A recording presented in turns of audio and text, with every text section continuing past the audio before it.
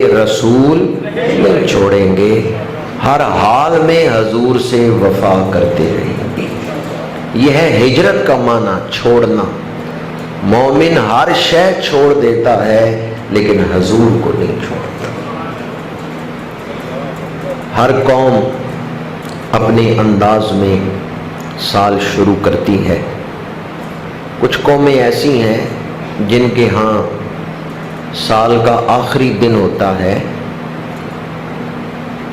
تو وہ شراب لے کر، آتش بازی کا سامان لے کر رات کو بیٹھ جاتے ہیں، اور جو ہی وقت کی سوئی 12 بجے سے آگے چلتی ہے، 31 دسمبر رات 12 بجے سے وقت آگے چلتا ہے تو وہ لوگ آتش بازی کرتے ہیں، شراب پیتے ہیں، عیش و عشرت میں مبتلا ہو جاتے ہیں۔ کچھ قومیں ایسی ہیں جو اللہ کے حکم توڑ کر سال شروع کرتی ہیں۔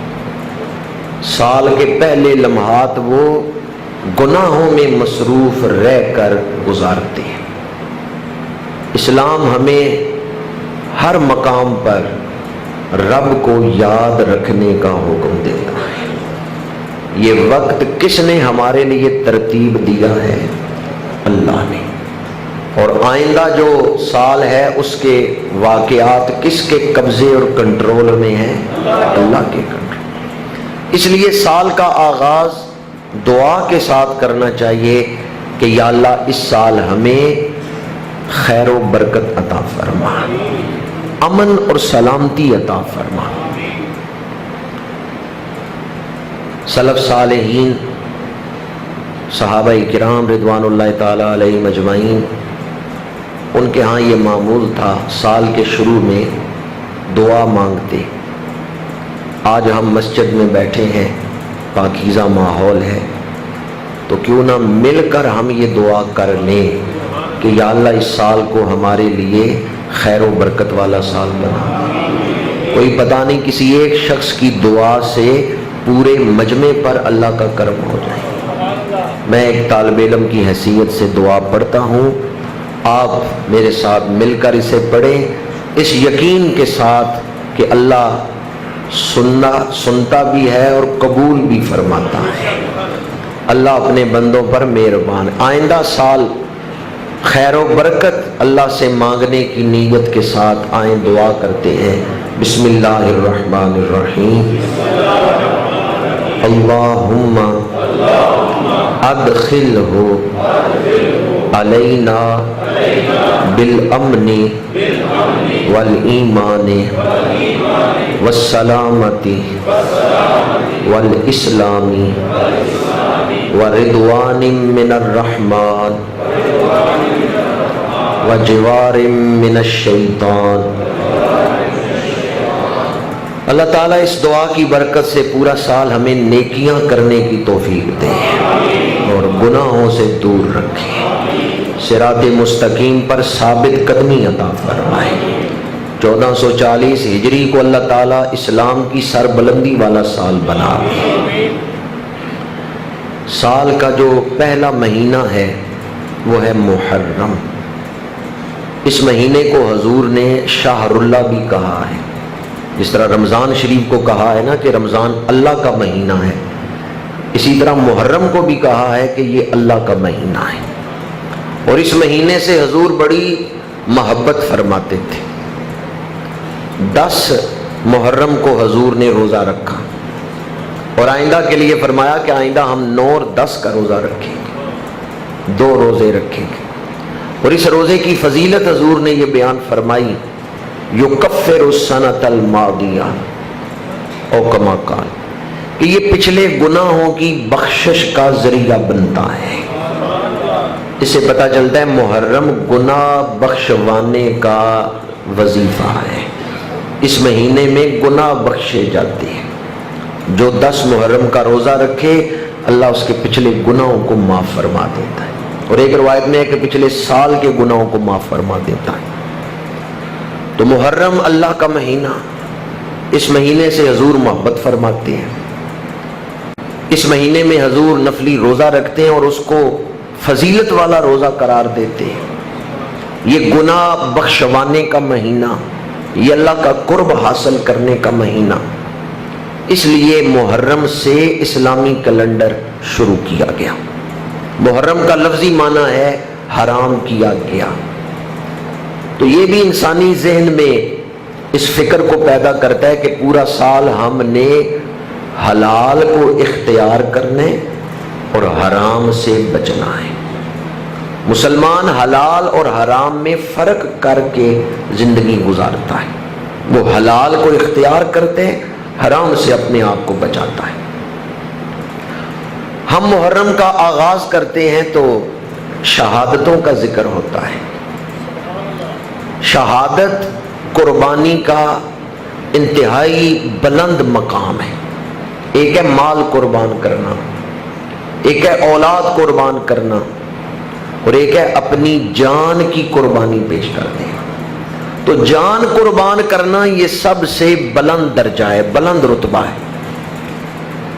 ہم سال کے آغاز میں ہی شہادتیں اس لیے بیان کرتے ہیں، شہادتوں کے ذکر سے سال شروع کرتے ہیں، اس لیے کہ حق کا ساتھ دینے میں بڑی سے بڑی قربانی دینے سے ہم دریغ نہیں کریں گے۔ جس طرح ہمارے سلف صالحین نے، ان ہستیوں نے حق کا ساتھ نہیں چھوڑا حتیٰ کہ اپنی جان دے دی، اسی طرح ہم بھی اپنی جان سے بڑھ کر حق کے ساتھ پیار کریں گے، دین کے ساتھ پیار کریں گے۔ اس لیے ہم سال کے آغاز میں شہادتیں بیان کرتے ہیں۔ تجدید بیعت حق، یعنی سال کے شروع میں ہم بیعت حق کی تجدید کرتے ہیں۔ بیعت حق، کیونکہ شہید وہی ہوگا جو حق کا ساتھ دے گا، باطل کا ساتھ دینے والا شہید نہیں کہلاتا۔ تو ہم شہداء کی شہادت بیان کر کے تجدید بیعت حق کرتے ہیں۔ اب جو بھی سال کے شروع میں بیعت حق کی تجدید کرے گا، اس کا پورا سال خیر و برکت کے ساتھ گزرے گا۔ آئیں آج سال کے آغاز میں تجدید بیعت حق کرتے ہوئے اس عزم کو تازہ کرتے ہیں کہ ہم بھی پورا سال حق کا ساتھ دیں گے۔ یہ جو دو تین چیزیں میں نے بیان کی ہیں نا، دعا پڑھنا یا سال کے آغاز میں نفلی روزے رکھنا یا پھر تجدید بیعت حق، یہ تین چار باتیں اس شخص کے لیے ہی قابل توجہ ہیں یا اس کے لیے ہی اہمیت رکھتی ہیں جس کی زندگی کا کوئی ہدف ہے، جو با مقصد زندگی گزار رہے، اور جو جانوروں کی طرح محض خواہشات کو پورا کرنا ہی زندگی سمجھتا ہے، اس کے لیے سال کا پہلا دن ہو یا آخری دن ہو کوئی اہمیت نہیں۔ اس کے لیے روزانہ سورج ایک طرح ہی نکل رہا ہے، ایک طرح ہی ڈوب رہا ہے، اس کے لیے سال کے دنوں میں مہینوں میں کوئی فرق نہیں ہوتا، کیونکہ اس کا سارا دھیان، اس کی توجہ تو صرف اپنی خواہشیں پوری کرنے پر ہے۔ ہماری زندگی بے مقصد نہیں، اللہ نے ہمیں ایک مقصد کے لیے زندگی عطا کی۔ جو گزشتہ سال ہم گزار چکے ہیں، کیا ہم نے اپنی زندگی کے اس مقصد پر دھیان دیا ہے، توجہ دی ہے، یا کتنی توجہ دی ہے؟ یہ سال کے شروع میں ہمیں سوچنا چاہیے۔ اگر گزشتہ سالوں میں ہم اپنی زندگی کے اس ٹارگٹ، اس ہدف کی طرف قدم نہیں اٹھا سکے یا اللہ کے حکم صحیح طرح پورے نہیں کر سکے، تو سال کے شروع میں توبہ کر کے اور اس سال کو تقوی کے ساتھ اللہ کی رضا کے لیے گزارنے کا ارادہ کرنا چاہیے۔ مومن کی زندگی کا ہدف کیا ہے، ٹارگٹ کیا ہے، مقصد کیا ہے، کہاں پہنچنا ہے، کس چیز کو حاصل کرنا ہے؟ وہ ہے مقام رضا، جنت، جنت تک پہنچنا۔ جنت کو دیکھ کر ہی روحیں اس آزمائش میں مبتلا ہوئی تھیں کہ یا اللہ دنیا میں بھیج، امتحان دیں گے پر وہاں پہنچیں گے، وہ جو تیرے قرب کا مقام ہے، اس کے لیے روحیں تیار ہو گئی تھیں آزمائش کے لیے، اور ہم دنیا میں اتارے گئے۔ تو ہماری زندگی کا ہدف کیا ہے، ٹارگٹ کیا ہے؟ اللہ کی رضا کو حاصل کرنا، جنت تک پہنچنا۔ میں اکثر بیان کرتا ہوں کہ ایک بزرگ سے کسی نے پوچھا جنت میں رغبت کیا ہے، جنت میں کون سی شے ہے جس کے لیے ہم کوشش کریں؟ ان بزرگوں نے فرمایا میں تو اتنا جانتا ہوں جنت میں حضور سے ملاقات ہوگی، فیہا رسول اللہ صلی اللہ علیہ وسلم، اس میں حضور سے ملاقات ہوگی، اس میں حضور ملیں گے، اس میں حضور کی زیارت ہوگی، حضور کا قرب ملے گا۔ تو سال کا آغاز توبہ کے ساتھ کرنا چاہیے، گناہوں سے معافی مانگ کے۔ یہ جو سال شروع ہوا ہے آج ہم ارادہ کرتے ہیں نماز قضا نہیں ہوگی، جھوٹ نہیں بولیں گے، رزق حلال کھائیں گے، شرم و حیا اپنائیں گے، ماں باپ کی خدمت کریں گے۔ اگر سال کے شروع میں ہم یہ ارادہ کر لیں کہ تقویٰ کے ساتھ سال گزاریں گے، توبہ کر کے سال شروع کریں، تو انشاءاللہ سارا سال ہی خیر و برکت والا ہوگا۔ کیونکہ مومن جب نیکی کا ارادہ کرتا ہے ایک دفعہ تو اس کے نامہ اعمال میں نیکی لکھ دی جاتی ہے۔ آپ نے ارادہ کیا میں پورا سال تقوی کے ساتھ گزاروں گا، ایک دفعہ تو یہ نیکی لکھ دی جائے گی۔ ہاں جب گزاریں گے پھر 10 گنا اجر لکھا جائے گا۔ اللہ تعالی ہمیں اسلامی تعلیمات کے مطابق سال کے آغاز کی توفیق دے۔ اور دوبارہ عرض کر رہا ہوں یہ آغاز کی اہمیت اس کے ہاں ہے جس کی زندگی کا کوئی مقصد ہے، اور جو حیوانوں کی طرح چوپایوں کی طرح زندگی گزار رہا ہے اس کے نزدیک محرم ہو یا سفر ہو، ربیع الاول ہو یا کوئی اور مہینہ ہو، اس کے نزدیک تو ان دنوں کی کوئی اہمیت نہیں، روز سورج نکلتا ہے روز ڈوبتا ہے، اس کے نزدیک تو بس خواہشات ہی سب کچھ ہیں۔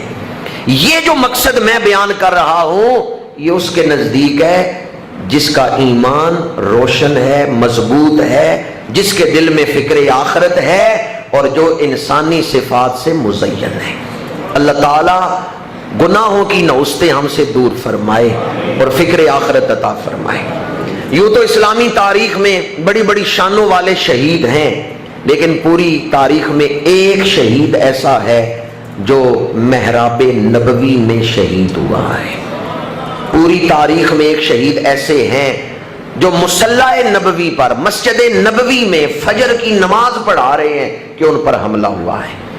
اور وہ کون سے شہید ہیں؟ مراد مصطفیٰ، عزت اسلام، شوکت اسلام، شان اسلام، رعب اسلام، ہیبت اسلام، دبدبہ اسلام، امیر المؤمنین، امام العادلین، متمم الاربعین، حضرت سیدنا فاروق اعظم عمر بن خطاب رضی اللہ تعالی عنہ فجر کی نماز مسجد نبوی میں پڑھا رہے تھے جب آپ پر حملہ ہوا تھا۔ کون عمر؟ 39 لوگ کلمہ پڑھ چکے ہیں۔ اسلام مشکل دور سے گزر رہا ہے۔ میرے آقا کریم مقام ملتزم پہ کھڑے ہو کے دعا مانگتے ہیں، اللہم اید الاسلام بعمر ابن الخطاب، اور بعض روایتوں میں ہے اللہم اعز الاسلام بعمر ابن الخطاب، الہی عمر بن خطاب کے ذریعے اسلام کی مدد فرما۔ دعا قبول ہوئی، چند دن نہیں گزرے کہ فاروق اعظم غلام بن کے حضور کے دروازے پر کھڑے ہیں۔ مصطفیٰ دی دعا دا اثر ویکھیا، سر چکا کے کھلوتا عمر ویکھیا۔ ادھر فاروق اعظم کلمہ پڑھ رہے ہیں، ادھر جبریل حاضر ہو گئے، یا رسول اللہ 7 آسمانوں کے فرشتے آپ کو مبارک دیتے ہیں، آج عمر آپ کا غلام بن گیا ہے۔ آج 7 آسمانوں کے فرشتے آپ کو مبارک دیتے ہیں، جو کلمہ پڑھیں تو آسمانوں سے مبارکیں آئیں۔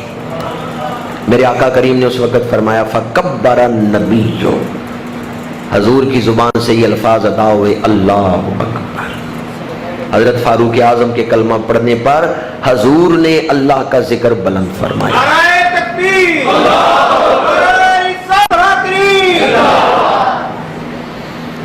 ابو جہل تک یہ خبر پہنچی کہ فاروق اعظم نے کلمہ پڑھ لیا ہے، تو ابو جہل نے کہا کفر کی کمر ٹوٹ گئی۔ کتنے نمبر پہ حضرت فاروق اعظم نے کلمہ پڑھا ہے؟ آپ کے کلمہ پڑھنے سے مسلمانوں کی تعداد کتنی ہو گئی؟ 40۔ کوئی بہت زیادہ تعداد نہیں، 40۔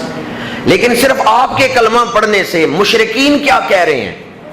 الیوم نحن انتصفنا من المسلمین، آج مسلمان ہمارے برابر آ گئے ہیں، آج ہم آدھے ہو گئے ہیں، آج برابر ہو گئے ہیں، آج مسلمان ہمارے مقابلے پر آ گئے ہیں۔ یہ کس نے کلمہ پڑھا ہے کہ کافر کہہ رہے ہیں نحن الیوم انتصفنا من المسلمین، آج ہم آدھے رہ گئے ہیں، آج اسلام ہمارے مقابلے میں آ گیا ہے۔ حضرت فاروق اعظم کے کلمہ پڑھنے سے اسلام کو قوت مل گئی۔ بخاری شریف میں حدیث مبارکہ عبداللہ بن مسعود روایت کرتے ہیں ما زال الاسلام عزتا منذ اسلم عمر، جس دن فاروق اعظم نے کلمہ پڑھا ہے اسلام کا عروج شروع ہو گیا ہے، اسلام کا عروج شروع ہو گیا ہے، اسلام کی بلندیوں کا دور شروع ہو گیا ہے، اسلام تیزی سے پھیلنا شروع ہو گیا ہے۔ ما زال الاسلام عزتا، اسلام کی عزتیں بڑھتی گئیں منذ اسلم عمر، جب سے عمر نے کلمہ پڑھا ہے۔ اور المعجم الکبیر میں حضرت عبداللہ بن مسعود، راوی یہی ہے، کتاب اور ہے المعجم الکبیر، عبداللہ بن مسعود فرماتے ہیں ہم علل اعلان نماز نہیں پڑھ سکتے تھے، ہم چھپ کے نماز پڑھتے تھے، لیکن جس دن فاروق اعظم نے کلمہ پڑھا انہوں نے فرمایا عمر بھی مسلمان ہو اور پھر ہم چھپ کے نماز پڑھیں۔ آج چھپ کے نہیں نماز پڑھیں گے، آج کعبے کے سامنے کھڑے ہو کے نماز پڑھیں گے۔ پھر وادی بطحا میں ایک آواز گونجی، اور جس نے اپنی بیوی کو بیوہ کرانا اور بچوں کو یتیم کروانا ہے وہ میرے نبی کو نماز سے روک کے دکھاؤ۔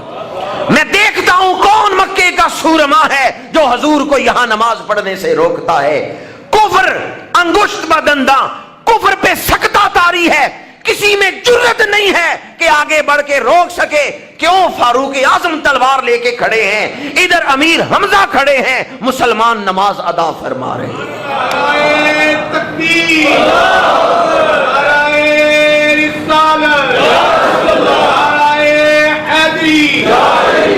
میرے آقا کریم نے دعا کیا کی تھی؟ یا اللہ عمر کے ذریعے اسلام کی مدد فرما۔ فاروق اعظم کلمہ پڑھتے ہیں، مسلمان علل اعلان نماز پڑھ رہے ہیں، اسلام کی مدد ہو گئی یا نہ ہو؟ میرے آقا کریم کی وہ دعا صرف اس دور تک ہی محدود نہیں تھی، بلکہ حضور دیکھ رہے تھے قیامت تک عمر کی اولاد بھی اسلام کی خدمت کرتی رہے۔ پاکستان کے اندر سلسلہ چشتیہ کا مرکز جانتے ہیں کون سے؟ جہاں سیال شریف والے بھی جائیں تو خادم بن کے، توسا شریف والے بھی آئیں تو خادم بن کے، مہار شریف والے بھی آئیں تو خادم بن کے، وہ مرکز ہے پاک پتن شریف۔ پاکستان میں سلسلہ چشتیہ کا مرکز پاک پتن شریف ہے، اور پاک پتن شریف کے بزرگ حضرت بابا فرید الدین حضرت فاروق اعظم کی اولاد ہے، ان کی رگوں میں حضرت فاروق اعظم کا خون ہے۔ سلسلہ نقشبندیہ کا مرکز ہندوستان کے اندر، بر صغیر کے اندر سرہند شریف، امام ربانی مجدد الفسانی شیخ احمد سرہندی فاروق اعظم کی اولاد ہے۔ اور جب جہانگیر کے دربار میں آپ کو کہا گیا کہ بادشاہ کو سجدہ کریں، حضرت مجدد الفسانی نے فرمایا عمر بن خطاب کا بیٹا سوائے خدا کے کسی کو سجدہ نہیں کر سکتا۔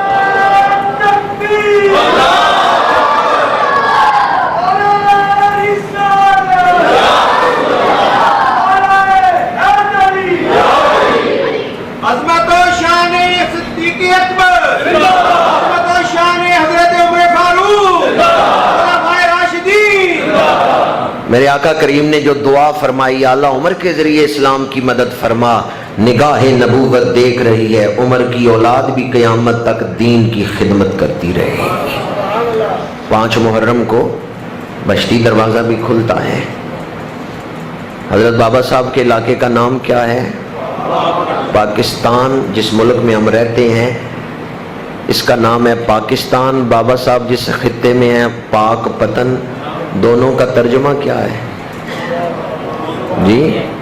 پاک پتن ہو یا پاکستان ہو، دونوں شروع پاک سے ہی ہوتے ہیں۔ وہاں پتن ہے، یہاں ستان ہے۔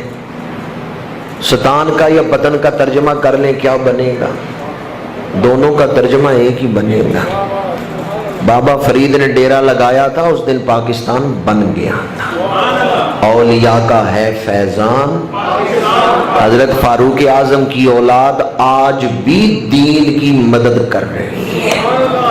حضرت شاہ سلیمان توسوی رحمۃ اللہ تعالیٰ علیہ کے پاس ایک شخص آیا، ایک مولوی صاحب آئے، انہوں نے کہا جناب یہ 5 محرم کو جو بہشتی دروازہ کھولتے ہیں میں نہیں اس کو مانتا، اس کی وجہ کیا ہے؟ جنت تو 7 آسمانوں سے اوپر ہے، دروازہ پاک پتن میں لگایا ہوا ہے۔ حضرت خواجہ شاہ سلیمان توسوی رحمۃ اللہ علیہ نے فرمایا جب دروازہ کھلے گا نا تو وہاں جا کے میں تمہیں جواب دوں گا، یہاں نہیں جواب دینا۔ محرم کے دن آئے، خواجہ شاہ سلیمان توسوی بھی آئے ہوئے ہیں پاک پتن شریف، وہ مولوی صاحب بھی آپ کے ساتھ ہی آئے ہیں۔ خواجہ صاحب حجرے میں بیٹھے ہیں، مولوی صاحب آئے، ان کا جناب وہ سوال کا جواب مجھے چاہیے تھا کہ یہ پاک پتن شریف میں دروازہ کیوں کھولا جاتا ہے؟ مولوی صاحب دیکھ کے آئے تھے دروازہ کھل گیا ہے، لائنیں لگی ہوئی ہیں، لوگ گزر رہے ہیں دروازے سے، وہ منظر دیکھ کے آئے ہیں مولوی صاحب۔ شاہ سلیمان توسوی حجرے میں بیٹھے تھے، ٹوپی سر پہ پہنی ہوئی تھی، ٹوپی اتاری مولوی صاحب کے سر پہ رکھ دی، فرمایا پہلے بھی تم دروازہ دیکھ کے آئے ہو پر اب جا کے دیکھو کیا نظر آتا ہے۔ چونکہ اب سر پہ ٹوپی حضرت شاہ سلیمان توسوی کی تھی، اللہ نے بصیرت عطا کر دی، نور فراست کشف ہو گیا، اب دل کی آنکھوں سے دیکھتے ہیں، لائن لگی ہوئی ہے، لوگ کھڑے ہیں دروازہ گزرنے کے لیے، نیچے دھڑک انسانی ہے، اوپر کسی کا چہرہ گدھے والا ہے، کسی کا چہرہ بھیڑیے والا ہے، کسی کا چہرہ لومڑی کی طرح ہے۔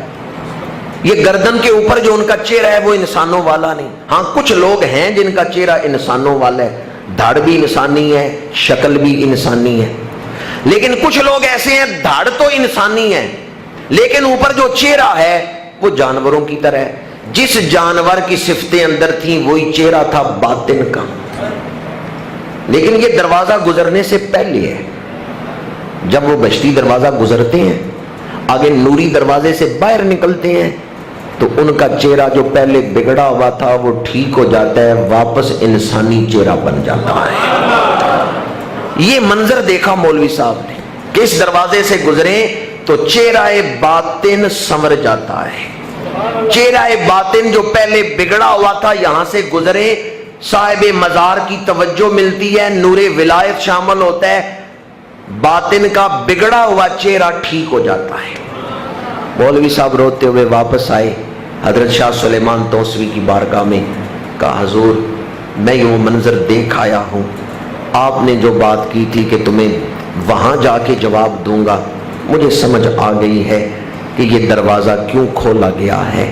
جو اس دروازے سے گزرتا ہے اس کے باطن کا بگڑا ہوا چہرہ ٹھیک ہو جاتا ہے، صاحب مزار کی توجہ ملتی ہے، چہرہ دوبارہ انسانی بن جاتا ہے۔ آؤ کہ اپنا چہرہ باطن سنوار لیں۔ اللہ والوں کے دروازوں پہ آنے سے باطن ٹھیک ہوتا ہے، بگڑے ہوئے معاملات درست ہو جاتے ہیں۔ اور جہاں تک یہ تعلق ہے کہ جنت 7 آسمانوں سے اوپر، تو دروازہ یہاں کیسے لگایا ہے؟ جس رب نے ماں کے قدموں تلے جنت رکھ دی ہے وہ ولیوں کے دروازوں پہ نہیں رکھ سکتا۔ ماں کے قدموں تلے جنت ہے، یعنی ماں کی خدمت سے جنت ملتی ہے تو ولیوں کی صحبت سے بھی جنت ملتی۔ یہ بات میں نے اس مناسبت سے بیان کی کہ 5 محرم بھی آ رہا ہے اور حضرت بابا صاحب حضرت فاروق اعظم کی اولاد میں سے ہے۔ حضرت سیدنا فاروق اعظم رضی اللہ تعالی عنہ کا فیض آج بھی جاری ہے۔ حضرت سیدنا فاروق اعظم رضی اللہ تعالیٰ عنہ کو اللہ نے بڑی شانیں عطا فرمائی۔ میرے آقا کریم کی حدیث پاک ہے پہلی امتوں میں محدث ہوتے تھے، یعنی کہ جن کی زبان پر الہامی کلام جاری ہوتا تھا۔ میری امت میں کوئی محدث ہے تو عمر بن خطاب ہے۔ حضرت فاروق اعظم کا دل لوح محفوظ کے سامنے ہے، اس کی تحریر کو پڑھ کے سنا رہے ہیں۔ آپ کی زبان پر الہامی کلام جاری ہوتا ہے، اللہ نے آپ کو خاص نور فراست عطا فرمایا ہے، اور اللہ تعالیٰ نے آپ کو کس قدر تصرفات عطا کیے تھے۔ عام طور پہ ہم کہتے ہیں کہ یہ دنیا 4 عناصر سے ترکیب دی گئی ہے، آگ، پانی، ہوا اور مٹی۔ عناصر 4، آگ، پانی، ہوا اور مٹی۔ اللہ نے 4 پر حضرت فاروق اعظم کو اختیار عطا فرمایا ہے، تصرف عطا فرمایا ہے۔ مدینہ منورہ کے قرب و جوار ایک قبیلے میں آگ لگی، غلام دوڑتا ہوا آیا، امیر المومنین آگ نہیں بجھ رہی، دارالخلافہ میں آ کے اس نے صدا دی ہے مدد کریں۔ حضرت فاروق اعظم نے اپنی چادر اتار کے دی، فرمایا جاؤ آگ کے سامنے اس چادر کو پھیلاؤ اور کہنا یہ ایک عدل کرنے والے شخص کی چادر ہے، آگ پیچھے ہٹ جائے گی۔ غلام دوڑ کے گیا چادر لے کے، اس نے بھی یہ نہیں کہا کہ آگ بجھانے کے لیے پانی چاہیے، آپ کپڑا دے کے بھیج رہے ہیں، اس نے اعتراض کیا ہے نہیں، اس کو بھی پتا تھا چادر عمر بن خطاب کی ہے، آپ خود نہیں گئے، اپنی چادر بھیجی ہے، اور آگ کے سامنے آپ کی چادر پھیلائی گئی اور اس غلام نے کہا ہے آگ پیچھے ہٹ جا، یہ حضور کے غلام کی چادر ہے، یہ عدل کرنے والے حکمران کی چادر ہے۔ روایات اٹھا کے دیکھیں، آگ پیچھے ہٹنا شروع ہو گئی، پہلے اس پہ پانی بھی گرایا گیا، بڑی تدبیریں کی گئیں، آگ قابو نہیں آ رہی، حضرت فاروق اعظم کی چادر کی زیارت کروائی گئی ہے، آگ بجھنا شروع ہو گئی۔ یہ تو ہے آپ کی چادر کا حیا، آگ پر تصرف، اور پانی پر جو تصرف ہے وہ تو آپ نے کئی دفعہ سنا ہوگا، دریائے نیل کو خط لکھا ہے، ہر سال ایک جوان عورت کو دلہن بنا کے اس میں ڈبویا جاتا تھا۔ حضرت عمر بن عاص نے خط لکھا، امیر المومنین یہ لوگ اس جاہلیت میں مبتلا ہیں کہ اگر انہوں نے ایک عورت کو یہاں نہ دفنایا، اس میں نہ ڈبویا تو پانی خشک ہو جائے گا، آپ پانی کا انتظام کریں۔ آپ نے خط لکھا، فرمایا اسے پانی میں ڈالتا ہوں، آپ کا حکم سن کے دریا خشک ہوا ہے، ہر مشکل دی کنجی یارو ہاتھ مرداں دیا۔ آپ نے فرمایا اے دریا تو میرے رب کے حکم سے بہتا ہے، اللہ کا بندہ عمر تمہیں حکم دیتا ہے پہلے سے بھی زیادہ روانی کے ساتھ چلنا شروع ہو جائے، پہلے جس روانی سے وہ بہتا تھا حضرت فاروق اعظم کا آرڈر آیا ہے، وہ دریا پہلے سے بھی زیادہ روانی سے بہنے لگ گیا ہے، ہر مشکل دی کنجی یارو، آگ پر تصرف، پانی پر تصرف۔ تیسرا ہے ہوا، یہ جو آواز ایک جگہ سے دوسری جگہ پہنچتی ہے یہ ہوا کے دوش پہ سوار ہو کے جاتی ہے، ہوا اسے دوسری جگہ تک پہنچاتی ہے، اس لیے کہتے ہیں کہ چاند پہ جا کر بولیں تو آواز نہیں بنے گی چونکہ وہاں یہ ہوا نہیں ہے، تو ہوا ضروری ہے آواز کے لیے، آواز کو ہوا جو ہے وہ ایک جگہ سے دوسری جگہ پہنچاتی ہے۔ حضرت سیدنا فاروق اعظم رضی اللہ تعالیٰ عنہ ممبر پہ کھڑے ہیں، واز فرما رہے ہیں، اور حضرت ساریہ میدان جنگ میں ہے، سینکڑوں میل دور، دشمن پشت کی طرف سے پہاڑ کی طرف سے آنے لگا ہے۔ حضرت فاروق اعظم مدینہ منورہ ممبر پہ کھڑے جمعے کا خطبہ دے رہے ہیں، خطبہ روک کے فرمایا یا ساریہ الجبل، اے ساریہ پہاڑ کی طرف دھیان کرو۔ وہ جو سامنے بیٹھے خطبہ سن رہے تھے انہوں نے حیران ہو کے سوچا کہ خطبہ روک کے پہاڑ کا ذکر، اور ساریہ جو یہاں ہے ہی نہیں، وہ تو جنگ کرنے گئے ہیں، ان کا نام لے کے آپ کیوں کہہ رہے ہیں ساریہ پہاڑ کی طرف دھیان کرو؟ صحابہ نے تاریخ اور وقت نوٹ کر لیا، جب حضرت ساریہ جنگ جیت کے آئے صحابہ نے کہا ساریہ کوئی واقعہ سناؤ جو حیران کن ہو۔ ساریہ کہتے ہیں میں حیران ہوا اس بات پر، میرا دھیان نہیں تھا کہ دشمن پشت کی طرف سے آ رہا ہے، فاروق اعظم کی آواز آئی ساریہ دھیان کرو پہاڑ کی طرف۔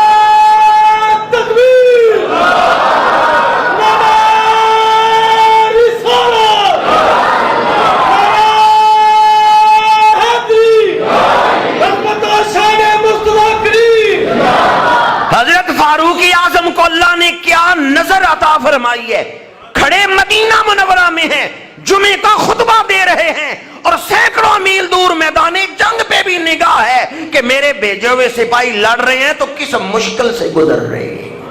اگر کوئی پیدائشی نبینا ہو تو وہ یہ نہ سمجھے ساری نبینے ہیں، اللہ نے بڑی بڑی شانوں والے بندے بھی پیدا فرمائے ہیں۔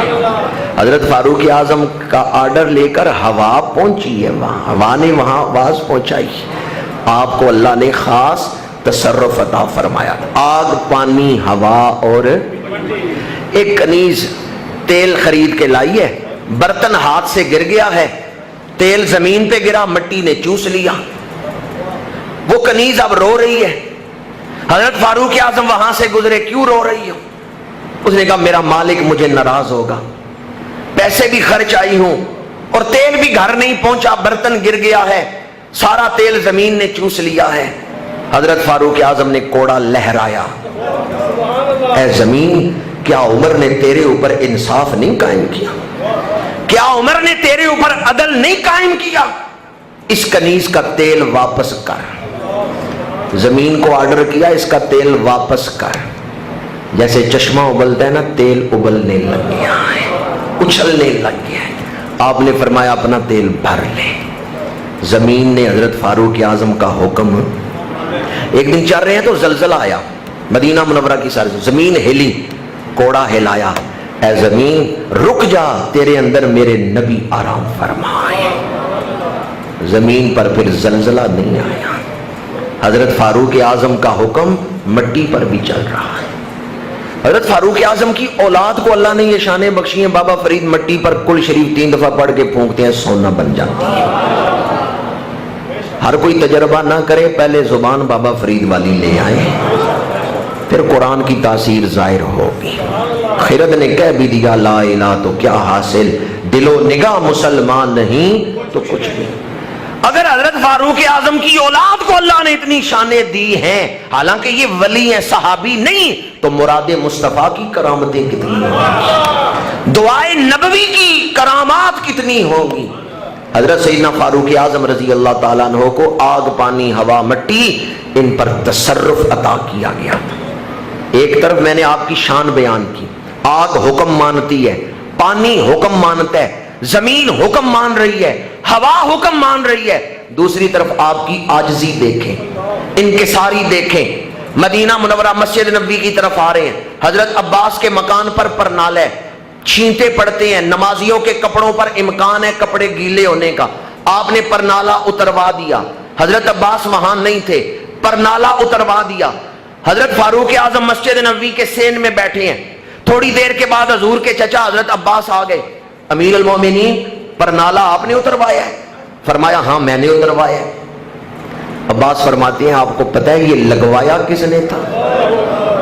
پتہ ہے یہ پرنالہ لگوایا کس نے تھا؟ فاروق اعظم فرماتے ہیں کس نے لگوایا تھا؟ عباس فرماتے ہیں یہ خود حضور نے لگوایا تھا۔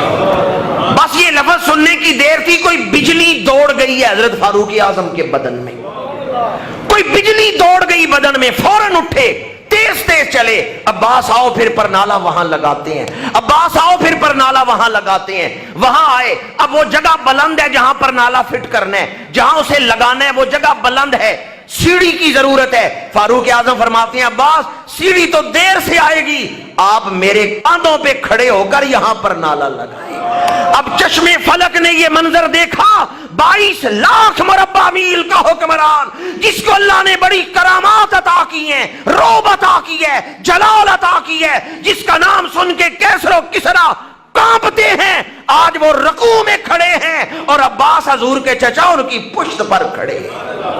حضرت فاروق اعظم جلال والے تھے پر حضور کے دشمنوں کے لیے تھے، حضور کے غلاموں کے لیے بڑی نرمی والے تھے۔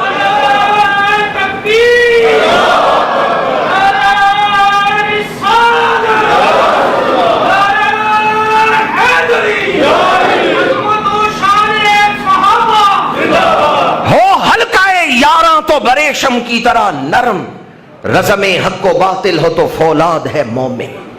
حضرت فاروق اعظم سخت تھے لیکن حضور کے دشمنوں کے لیے، حضور کے غلاموں کے لیے بڑے نرم تھے، اور نرمی سے کہتے ہیں عباس میں جھکتا ہوں، آپ میری پشت پہ کھڑے ہوں، اور جہاں سے پرنالہ اتارا گیا وہاں پرنالہ لگائیں۔ چشم فلک یہ منظر دیکھ رہی ہے، کیسر و کسرا جن کے نام سے کانپتے ہیں، آج وہ حضور کے چچا کو پشت پہ اٹھائے ہوئے ہیں۔ حضرت سیدنا فاروق اعظم رضی اللہ تعالی عنہ اہل بیت سے بڑی محبت کرتے تھے، آل رسول کا بڑا ادب کرتے تھے۔ جو اسلام کا دشمن ہے وہ امت کو توڑنے کی باتیں کرے گا، جو اس دور میں اسلام کا خیر خواہ ہے وہ امت کو جوڑنے کی بات اور حقیقت بیان کرے گا۔ جب حقیقت بیان ہوگی تو پھر فساد ختم ہوگا۔ یہ جتنے جھگڑے ہیں، فساد ہیں، یہ بناوٹی باتیں، موضوعی باتیں کرنے سے ہیں۔ اگر حقیقت بیان کی جائے تو وہ کیا ہے؟ آج دنیا میں جتنے حسینی سید ہیں ان پر احسان ہے حضرت فاروق اعظم کا کہ ان کی والدہ کا نکاح تو حضرت فاروق اعظم نے پڑھایا ہے۔ ایران حضرت فاروق اعظم کے دور میں فتح ہوا ہے۔ بی بی شہر بانو حضرت فاروق اعظم کے دور میں مدینہ منورہ آئی ہیں، ان کا رشتہ منتخب کیا حضرت امام حسین کے ساتھ تو فاروق اعظم رضی اللہ تعالیٰ عنہ نے کیا۔ حضرت فاروق اعظم حسنین کریمین سے محبت کرتے تھے۔ حضور کے وصال پاک کے بعد 2 دن بعد 3 دن بعد آتے حضرت علی شیر خدا کے گھر، مجھے تصویر رسول تو دیکھا۔ کسے کہتے تھے کہ تصویر رسول؟ امام حسن امام حسین کو اکٹھا کھڑا کریں تصویر رسول نظر آتی ہے۔ اس لیے سیدنا فاروق اعظم دروازہ مرتضوی پہ آ کر حسنین کا دیدار کیا کرتے تھے۔ میں اکثر یہ کہتا ہوں ہم حضور کی سنتیں بیان کر سکتے ہیں، سنتیں اپنا سکتے ہیں، داڑھی شریف رکھ سکتے ہیں، ہم امامہ شریف پہن سکتے ہیں، ہم سنت کے مطابق ناخن کاٹ سکتے ہیں، لیکن کیا ہم اپنے ہاتھ کی بناوٹ حضور کے دست مبارک کی طرح کر سکتے ہیں؟ اپنے جسم کی بناوٹ ہم شکل پیغمبر بنا سکتے ہیں؟ نہیں۔ وہ لوگ کتنے خوش نصیب تھے جن کے ظاہری وجود بھی اللہ نے ہم شکل پیغمبر بنائی۔ الحسن اشبہ برسول اللہ صلی اللہ علیہ وسلم ما بین الصدر والراس والحسین فیما اسفل ذالک، سر سے لے کے سینے تک امام حسن حضور کے مشابہ ہیں اور سینے سے لے کے قدموں تک امام حسین حضور کے مشابہ ہیں۔ دونوں شہزادوں کو کھڑا کیا جاتا تو تصویر مصطفیٰ نظر آتی تھی۔ اعلیٰ حضرت نے اس لیے لکھا ہے معدوم نہ تھا سایہ شاہ ثقلین، اس نور کی جلوہ گاہ تھی ذات حسنین، تمثیل نے اس نور کے 2 حصے کر دیے، آدھے سے بنے حسن آدھے سے حسین۔ سایہ مصطفیٰ وہ نور جب پڑا تو قدرت نے اس نور کے 2 حصے کیے، ایک سے حسن بنے ہیں ایک سے حسین بنے۔ تیری نسل پاک میں ہے بچہ بچہ، ان کی بے لوث طینت پہ خون خیر الرسل سے ہے جن کا خمیر، ان کی بے لوث طینت پہ۔ اور کہیں اعلیٰ حضرت فرماتے ہیں کیا بات رضا اس چمنستان کرم کی، زہرا ہے کلی جس میں حسین اور حسن۔ کہاں سے شروع کیا اعلیٰ حضرت نے؟ کیا بات! اور اردو زبان میں کس موقع پر بولا جاتا ہے کیا بات؟ جب منہ چھوٹا ہو اور بات بڑی۔ ساری زندگی حسنین کی شانیں بیان کرتے رہیں، آخری سانس آ جائے پھر بھی یہ دعویٰ نہیں کر سکتے کہ حضور کے نواسوں کی ساری شانیں بیان کر دیں۔ زندگی ختم ہو جائے گی، حضور کے نواسوں کی شانیں نہیں ختم ہو۔ یہ سبت پیغمبر ہیں، یہ حضور کے نواسے ہیں۔ ہمارا علم تھوڑا، ان کی شان بڑی، ہماری رسائی تھوڑی، ان کی شان۔ یہ کون کہہ رہے ہیں؟ جو بحر العلوم ہیں، جو مرجع العلماء ہیں، جن کے شاگرد صدر الافاضل ہیں۔ اعلیٰ حضرت فرماتے ہیں اللہ نے مجھے بڑا علم دیا ہے، دین کی بڑی سمجھ دی ہے، پر میرے پاس اتنا علم نہیں کہ میں حسنین کی ساری شانیں بیان کر سکوں۔ میں مانتا ہوں کہ میرا علم تھوڑا ہے، ان کی شانیں زیادہ ہیں۔ اعلیٰ حضرت نے ٹھیک فرمایا یا نہیں؟ آپ میں سے کوئی ہے جو حسنین کی شانیں بیان کر کے کہ میں نے ان کی ساری شانیں بیان کر دی؟ یا کسی عالم سے آپ نے سنا ہو کہ وہ بیان کر کے کہ بھی ساری شانیں حسنین کی میں نے بیان کر دی ہیں؟ کسی نے دعویٰ کیا ہے؟ پھر ہم بھی اعلیٰ حضرت کے ہم زبان اب بن جائیں کہ بریلی کے تاجدار آپ نے ٹھیک ہی لکھا ہے، یہ بات بیان میں نہیں آ سکتی، بیان تھوڑا ہے بات بڑی ہے، اس لیے ہم یہی کہتے ہیں کیا بات ہے۔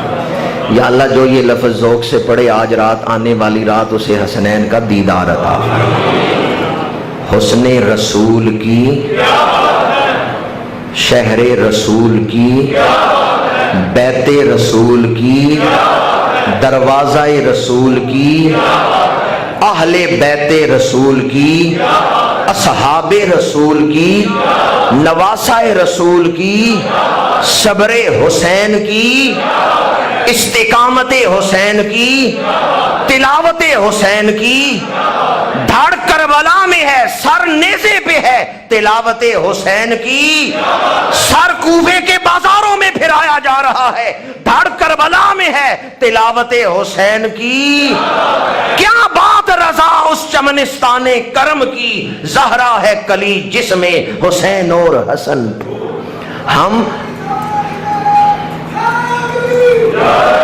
ہم آ حسین نہیں کرتے، ہم واہ حسین کرتے ہیں، ہم واہ حسین کرتے ہیں۔ ویسے اہل بیت کا ذکر سنتے ہوئے، واقع کربلا سنتے ہوئے یا بیان کرتے ہوئے آنسو آ جائیں تو یہ ان ہستیوں کے ساتھ اظہار محبت ہے، دل میں محبت تھی، ان کا ذکر کرتے ہوئے آنسو آ گئے۔ لیکن کوشش کر کے یا اعلان کر کے بھی غم منائیں گے، شریعت مطالعہ اس کی اجازت نہیں دے گی۔ شریعت مطالعہ نے صبر کا درس دیا ہے۔ ہاں میں دوبارہ کہہ رہا ہوں، ان کا ذکر باعث برکت، گناہوں کا کفارہ، اور ذکر کرتے ہوئے اگر دل پسیج جائے، آنکھوں میں آنسو آ جائیں، اس سے بھی شریعت نہیں روکتی، یہ بھی محبت ہے۔ ہاں پہلے سے تاریخ دے دینا بھی 28 تاریخ کو غم حسین کانفرنس ہوگی، تو آپ نے تاریخ دے دی فلاں تاریخ کو ہمیں غم لگے گا، اس سے شریعت کے حکم ٹوٹتے ہیں۔ یا ایھا الذین آمنوا استعینوا بالصبر والصلاۃ۔ محرم شروع ہوا، بعض لوگ کہتے ہیں جوتے نہیں پیروں میں پہننے، ننگے پیر گلیوں میں چلنا ہے، گھر میں چولہا نہیں جلانا، اور چارپائی کو الٹا کر کے گھر میں رہنا ہے، چارپائی پہ لیٹ رہے ہیں تو سیدھی چارپائی نہیں الٹی چارپائی۔ اظہار غم کے طریقے، ان ہستیوں کی محبت واجب ہے، ان کی محبت حضور کی محبت ہے، لیکن محبت اس طرح کرنی ہے جس طرح قرآن نے حکم دیا ہے، جس طرح رسول اللہ نے اجازت دی ہے۔ آپ تلاوت کر کے ایصال ثواب کریں، نفلی روزے رکھ کے ایصال ثواب کریں، اب روزانہ ختم دلائیں ان ہستیوں کا۔ امام علی مقام نے قربانی دی ہے تو کس کے لیے؟ شریعت کے لیے۔ ہم شریعت کے حکم توڑیں اور پھر کہیں امام سے محبت ہے تو ہم اپنے دعوے میں جھوٹے ہیں۔ جوتے اتار کے گلی میں چلیں لیکن مسجد میں نہ آئیں تو کیا یہ امام سے محبت ہے؟ ہم جوتے اتار کے گلیوں میں بازاروں میں چلیں یا اظہار غم کے دوسرے طریقے اپنائیں، قرآن نہ پڑھیں تو یہ امام سے اظہار محبت ہے؟ رزق حلال نہ ہو، آنکھوں میں حیا نہ ہو، مسجد کی محبت نہ ہو، تقوی اختیار کرنے کا ارادہ ہی نہ ہو تو امام ایسی محبت سے تو خوش نہیں ہوتے۔ اس محبت سے امام خوش ہوں گے، عقیدہ بھی امام والا ہو، عمل بھی امام والا ہو۔